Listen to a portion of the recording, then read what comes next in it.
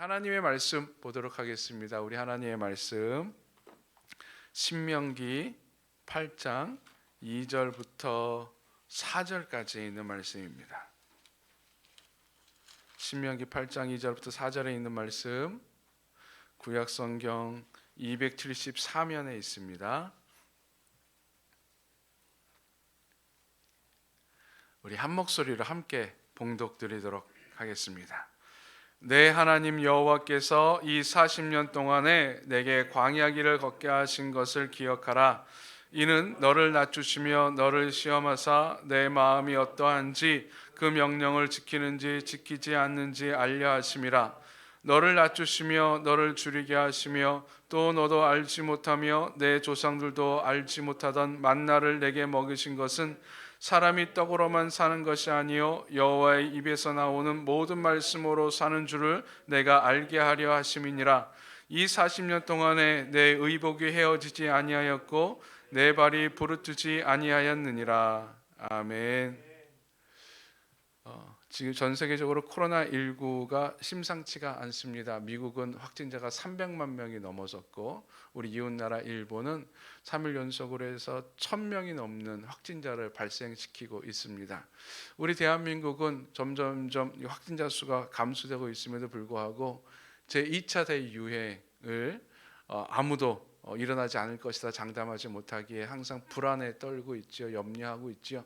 전 세계적으로 코로나 팬데믹 현상으로 인해서 전 세계가 다 이제 스톱하고 멈춰져 있습니다. 그래서 경제적으로 상당히 모든 전 세계가 다 어려운 가운데 처해져 있고 이것이 단순히 신문지상에 오르내리는 언론에 오르내리는 좌표로 끝나는 것이 아니라 지표로 끝나는 것이 아니라 우리의 실생활에 영향을 많이 미치고 있습니다. 그래서 우리 주변에 많은 사람들이 삶의 터전을 잃기도 하고 직장이 사라지기도 하는 어려운 가운데 겪고 있지요.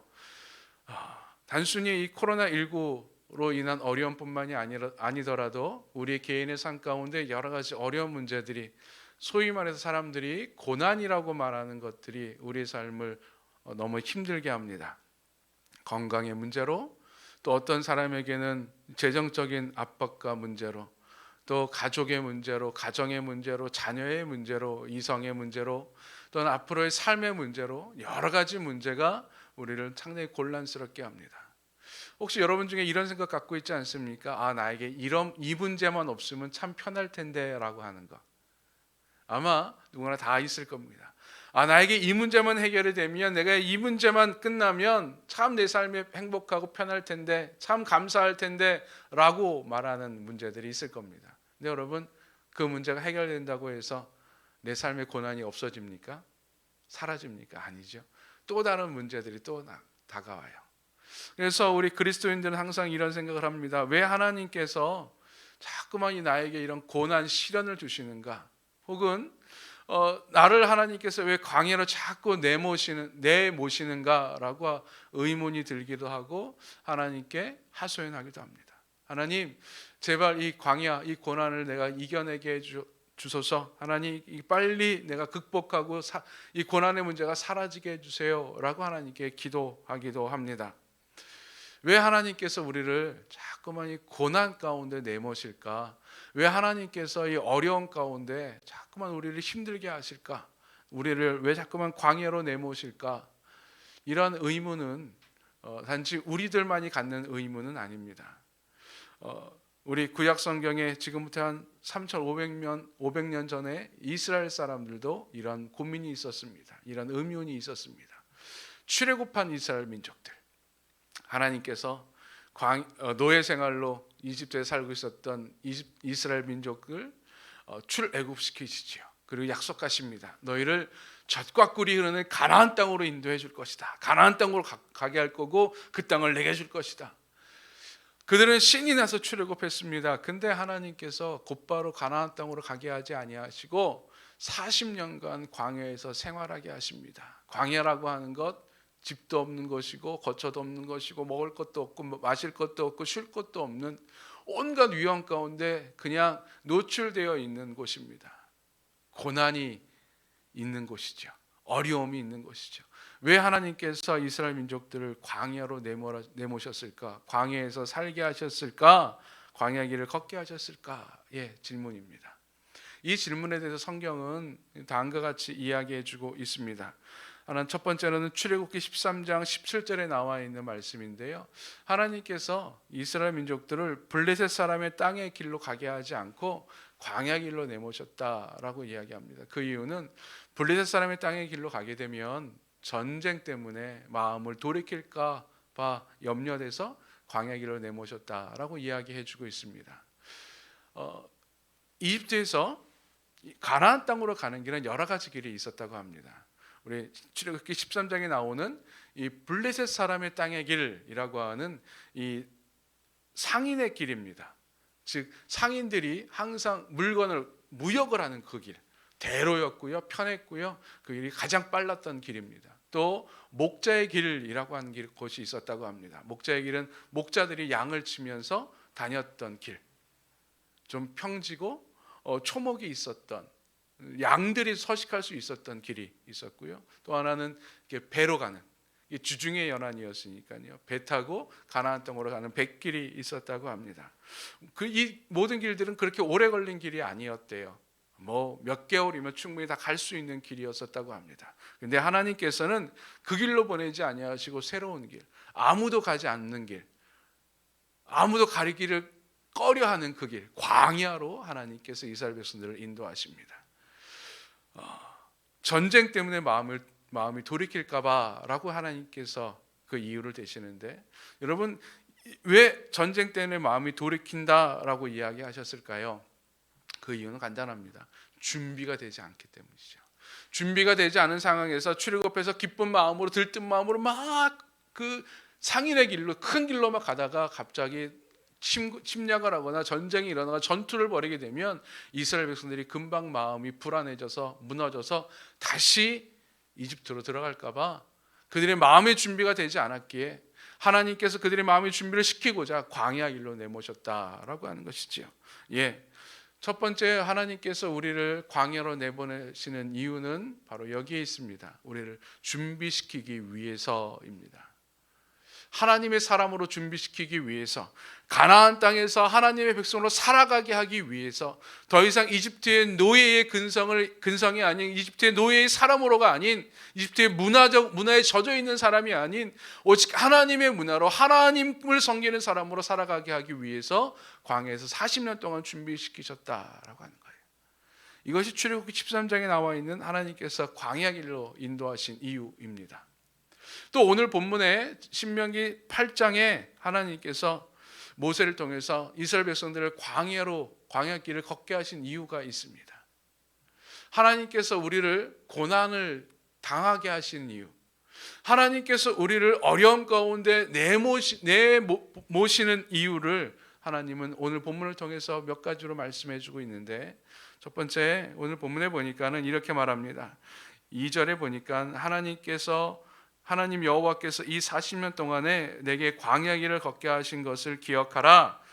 이는 너를 낮추시며 라고 말합니다. 첫 번째, 나를 낮추시기 위해서라고 하는 거예요. 3절에 보면 이걸 좀 더 길게 설명해 주고 있는데, 너를 낮추시며 너를 줄이게 하시며 라고 말합니다. 이 낮추다라고 하는 단어의 뜻은 낮게 하다, 나를 낮추어 버리다 라고 하는 것과, 또 괴롭히다 혹은 천하게 하다라고 하는 것이에요. 즉 발가벗기는 거지요. 아무것도 없게 하는 겁니다. 이걸 낮추시며 라고 표현하고 있는데, 하나님께서 우리를 왜 낮추셨을까? 이스라엘 백성들이 출애굽할 때 그저 맨몸으로 출애굽한 건 아니었습니다. 이집트인들로부터 가진 폐물을 얻었었고, 자기가 지금까지 모아뒀던 것도 가지고 출애굽했었고요. 출애굽할 때 그냥 출애굽한 것이 아니라 식량도 가지고 왔습니다. 가나안 땅으로 가야 된다 그러니 아마 바리바리 집을 싸들고 급하게 나왔지만은 먹을 것을 가지고, 비상식량도 가지고 나왔을 겁니다. 근데 비상식량이라고 하니 이것이 오래 가겠습니까? 한 달이 채 지나기 전에 식량이 다 바닥이 났습니다. 물도 이집트에서 가나안 땅으로 가는 광야 초입에는 몇 개의 오아시스가 있었는데, 좀 지나다 보니 그 오아시스도 보이지 않아요. 목도 마르게 되었습니다. 과연 어떻게 됐을까? 이집트에 살 때는요, 이들은 물도 충분했었고 또 먹을 것도 풍족했었습니다. 그죠? 어디 가서 구하면 됐어요. 먹을 것이 없으면 옆 사람에게 구하기도 하고 자신이 열심히 일하면은 먹을 것을 얻을 수 있었습니다. 그러나 이 광야에서는 어느 것도 얻을 수 없었어요. 자기가 아무리 열심히 한다 그래도, 자기가 아무리 열심히 일을 한다 그래도 먹을 것을 구할 것이 없었습니다. 마실 물도 없었습니다. 왜요? 광야이기에. 즉 하나님께서 우리를 낮추시는 이유는 우리의 연약함과 부족함을 깨닫게 하기 위해서입니다. 그 음식이, 그 물이 내가 잘나서 갖게 된 것이 아님을 알게 하기 위해서라고 하는 것이죠. 이번 코로나19 바이러스를 통해서 우리 인간이 얼마나 나약한 존재인지, 또 우리 사회가 얼마나 취약한지가 극명하게 드러났습니다. 그렇죠, 여러분? 코로나 바이러스, 19 바이러스, 눈에 보이지도 않는 그 바이러스, 침을 통해서 우리 몸속에 들어가서, 혹은 다른 걸 통해서 우리 몸속에 들어가서 우리의 몸을 완전히 망가뜨립니다. 그 조그만 바이러스 하나도 우리 인간이 특히 방어할 능력이 없다고 하는 거예요. 막을 수 있는 힘이 없다고 하는 것이죠. 큰 사자를 이기면 뭐합니까? 바이러스 하나에 무너지는데. 그리고 우리 사회가 얼마나 취약한지요. 코로나19 바이러스를 통해서 가장 먼저 예방하는 것이, 가장 먼저 이렇게 경직케 하는 것이 사람을 만나지 않게 하는 거예요. 즉 이렇게 대면 관계를 갖지 않게 하는 겁니다. 대면 관계만 갖지 않으면 코로나19 바이러스가 확산되지 않을 것이고, 그로 말미암아 큰 일 없이 무사히 잠잠히 넘어갈 수 있을 것입니다 라고 사람들이 이야기했습니다. 학자들이 이야기했습니다. 대면 관계만 하지 마십시오. 근데 어떻습니까? 대면 관계를 하지 않으니까요, 우리 인간 사회가 무너져요. 그렇죠?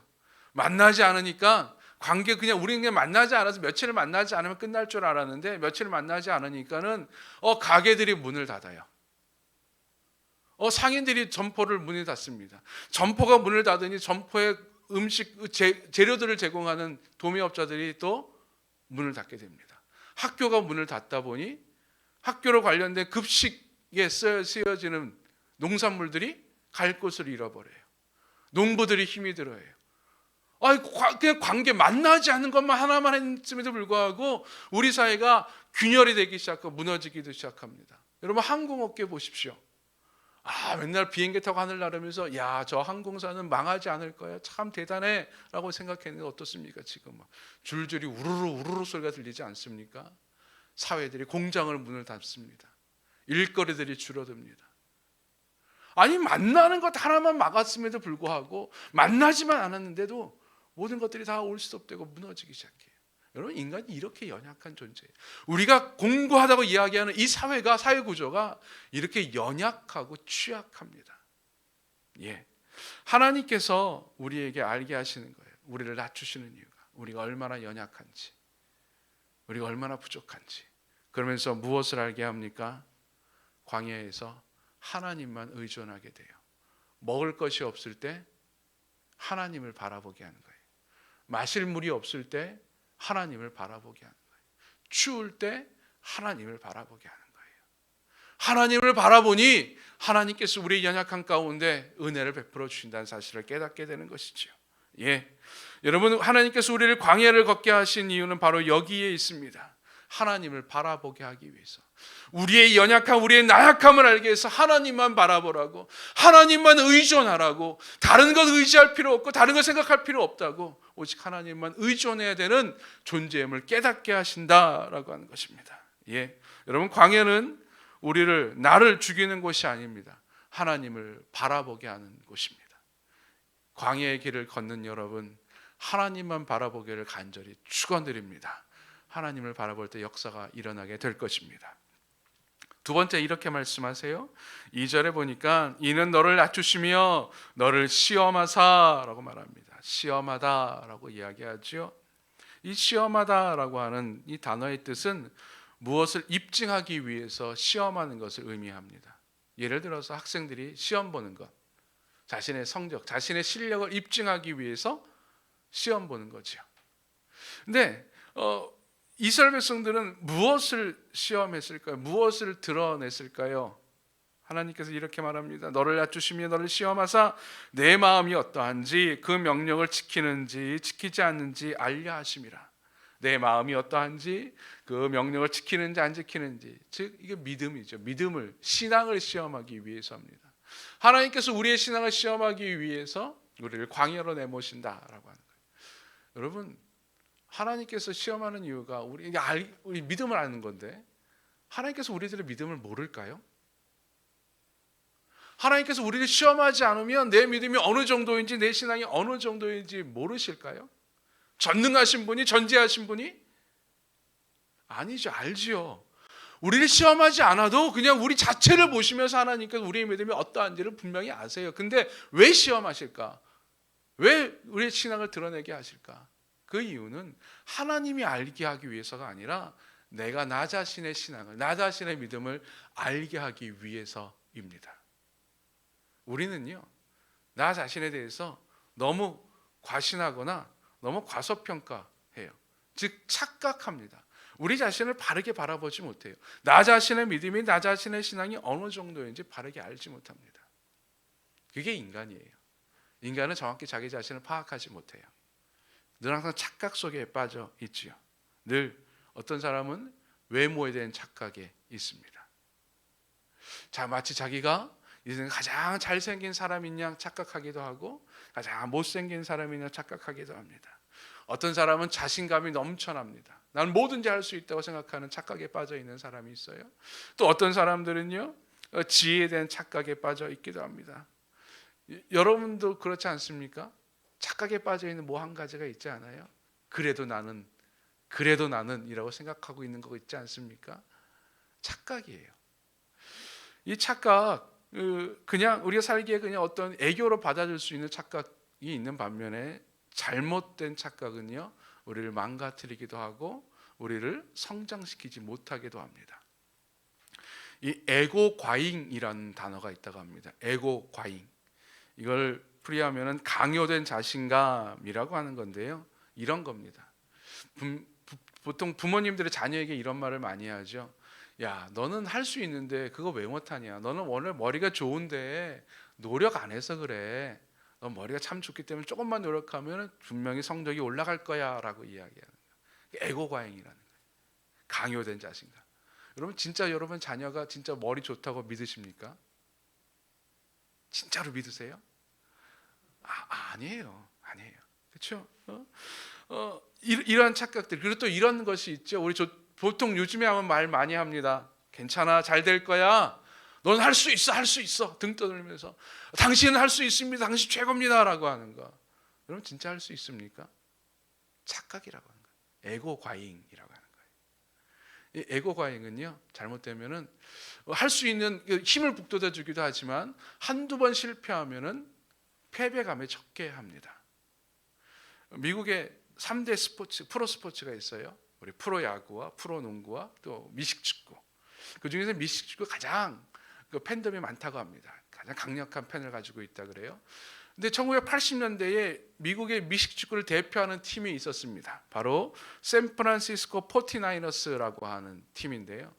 이 팀은 1949년도에서 50년도부터 이제 NFL에 들어갔는데 80년대 이르기까지 한 번도 우승하지 못했었대요. 항상 최하위권을 머물렀던 아주 그 소위에서 밑바닥 팀 중에 하나였습니다.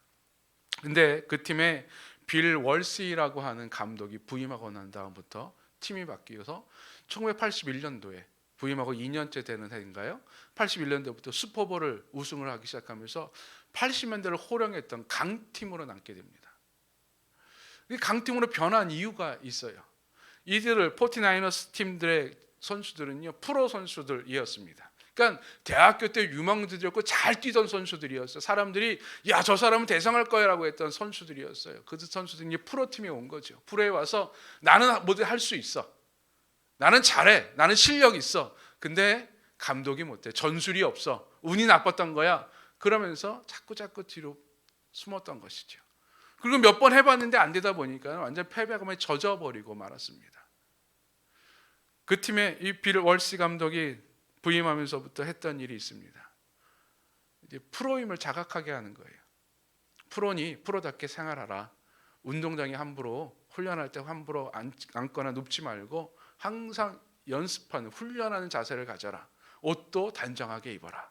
그러면서 훈련시켰는데 이 프로 선수들이니까 전술훈련할 줄 아는 처음 전술훈련이 아니라 공 던지기, 패스 훈련, 달리기 훈련, 공 받는 훈련을 시켰대요.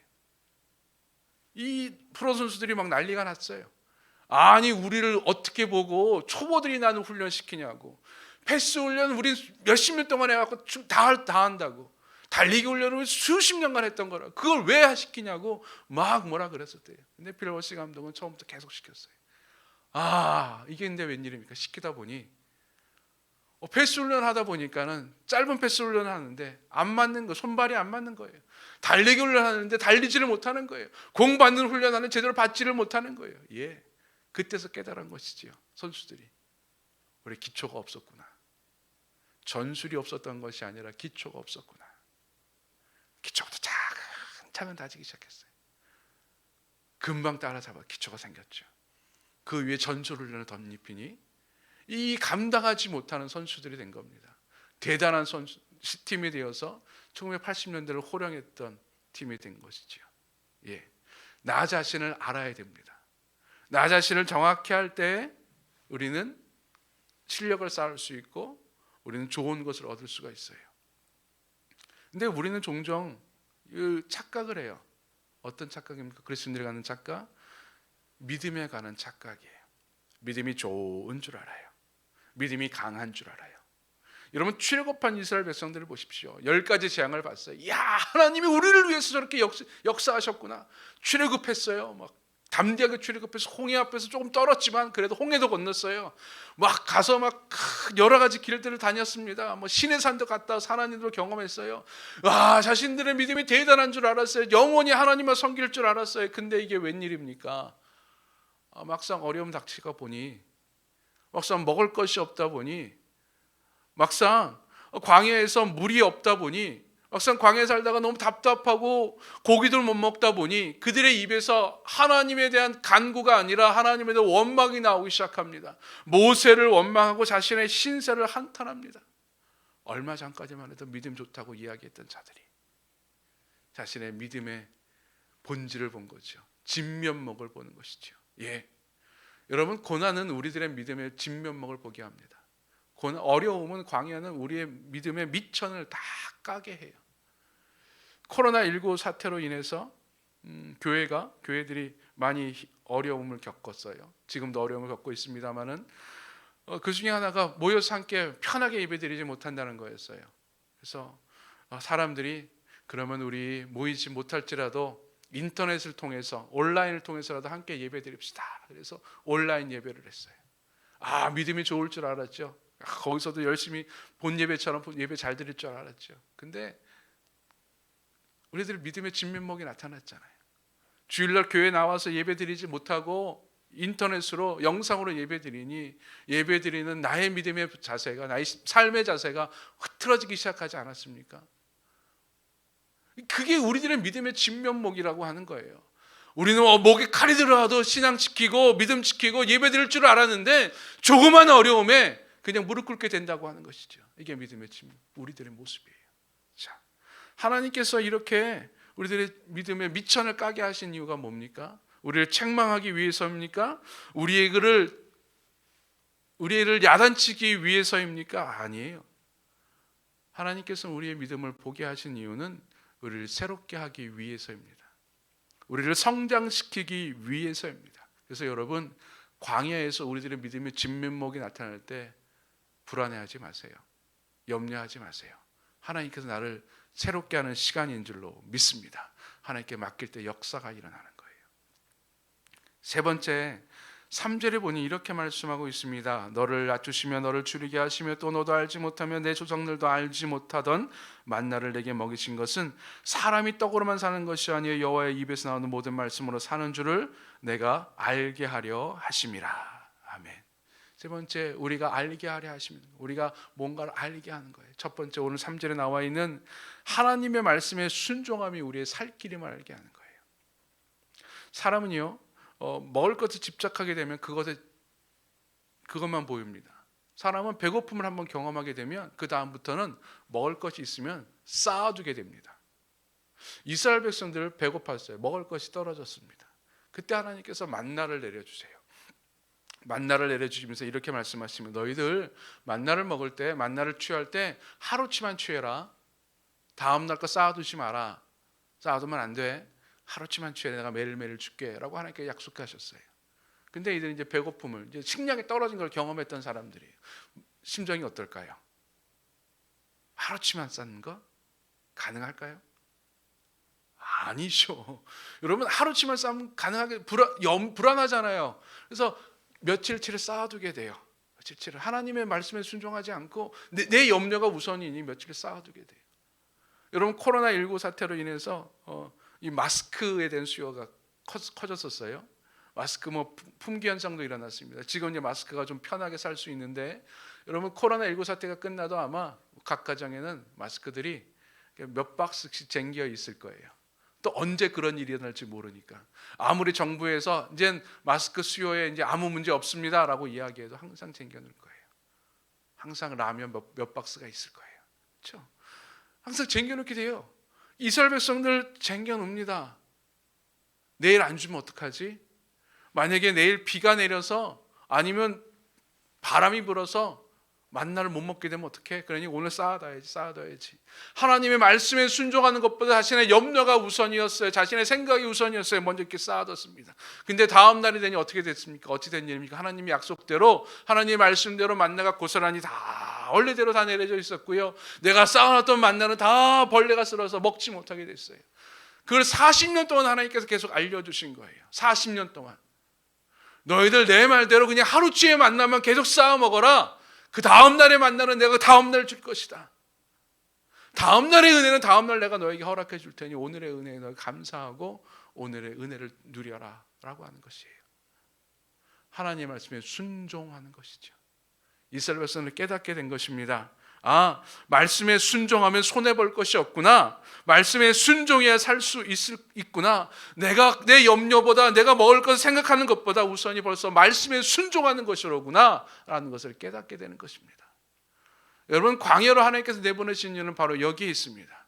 우리의 염려보다 순종이 우선인 줄로 믿습니다. 하나님께 순종하는 것이 우리의 살 길임을 믿습니다. 여러분, 광야에서 고난 가운데 하나님께서 말씀하시면 그 말씀에 순종할 수 있기를 축원드립니다. 하나님 말씀에 귀를 기울이시는 겁니다. 또 하나 하나님께서 알게 하시는 것이 있는데요, 바로 4절입니다. 4절에 하나님께서 이렇게 말씀하세요. 이 40년 동안에 내 의복이 헤어지지 아니하였고 내 발이 부르트지 아니하였느니라. 아멘. 하나님의 돌보심입니다. 하나님 말씀에 순종하는 것이 살 길임을 알게 하시고, 또 하나님께서 이 광야 동안에 우리를 내버려 두지 아니하시고 우리를 항상 돌보고 있구나라는 것을 알게 하는 거예요. 성경에 보면 출애굽한 인원이 장정만, 즉 20세 된 남자들만 세서 60만 명이었다고 이야기해요. 어마어마하죠. 가족까지 다 합치면 막 160, 200만 명 정도 된다라고 학자들이 이야기해요.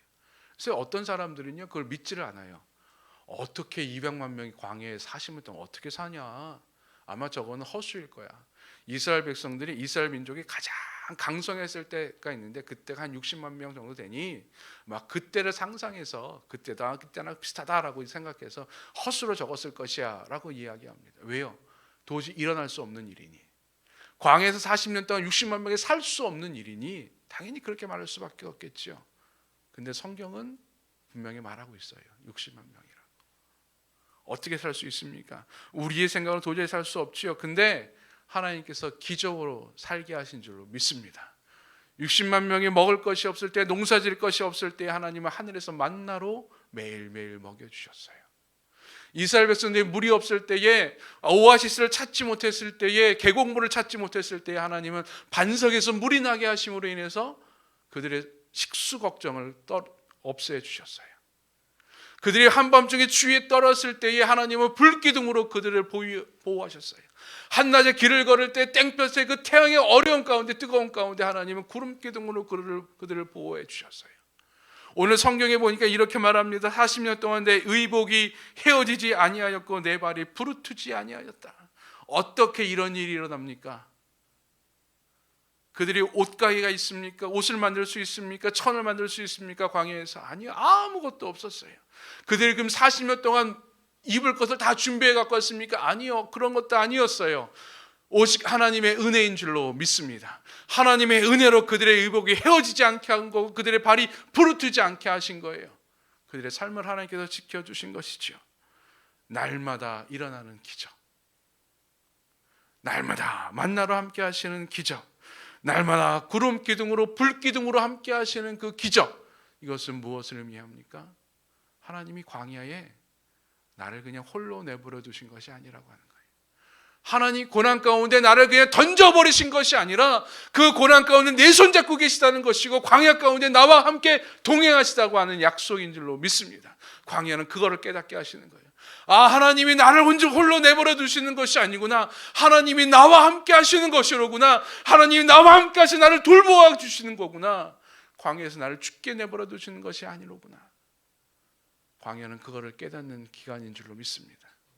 여러분 지금 혹시 광야에 홀로 있다고 생각되어지지 않습니까? 고난 가운데 어려운 가운데 이걸 어떻게 극복할까 어떻게 할까 고민하고 있지 않습니까? 하나님을 의존하기를 바랍니다. 하나님을 바라보세요. 나의 믿음을 하나님께 온전히 드러내세요. 하나님께서 나를 새롭게 만들어 주실 겁니다. 그리고 기억하세요. 하나님이 나를 돌보고 있습니다. 나와 함께 하십니다. 그래서 이 믿음으로 이 과정을 통해서 여러분 광야를 극복하시고 이 과정을 통해서 하나님을 더 신뢰하고 하나님을 더 가깝게 하나님과 동행하는 여러분 되기를 간절히 축원드립니다. 우리 시간에 함께 기도하며 나아갈 텐데요. 우리 찬양은 광야를 지나며 라고 하는 찬양이 있습니다. 가사가 참 좋은데요. 왜 나를 깊은 어둠 속에 홀로 두시는지, 어두운 밤 왜 그리 길었는지, 나를 고독하게 나를 얕아지게 세상 어디에도 기댈 곳이 없게 하셨네. 광야에 서 있네. 주님만이 내 도움이 되시고 주님만이 내 빛이 되시는, 주님만 내 친구 되시는 광야, 주님 손 놓고는 단 하루도 살 수 없는 곳 광야에 서 있네. 여러분, 주님만이 내 도움이 되시고 주님만이 내 빛이 되시고 주님만이 내 친구 되시고 주님 손잡고 갈 수 있는 광야라면 여러분 어떻습니까? 한번 견뎌낼 만하지 않습니까? 한번 도전해 볼 만하지 않습니까? 하나님께서 지금 나를 광야로 내보내신 이유 주님만 바라보게 하기 위해서입니다. 주님 손 붙잡게 하기 위해서입니다. 주님께 나를 다시 새롭게 만들어주기 위해서입니다. 하나님, 이 광야에 내가 지지 않게 하여 주시옵소서. 광야에서 홀로 눈물 흘리지 아니하게 해주시고 내 손 잡아주시는 주님 바라보게 해주시고 내 손 잡고 인도하시는 그 주님을 경험하게 하여 주시옵소서. 우리 함께 찬양과 함께 기도하며 우리 자유롭게 하나님께 나아가도록 하겠습니다. 주님 감사합니다.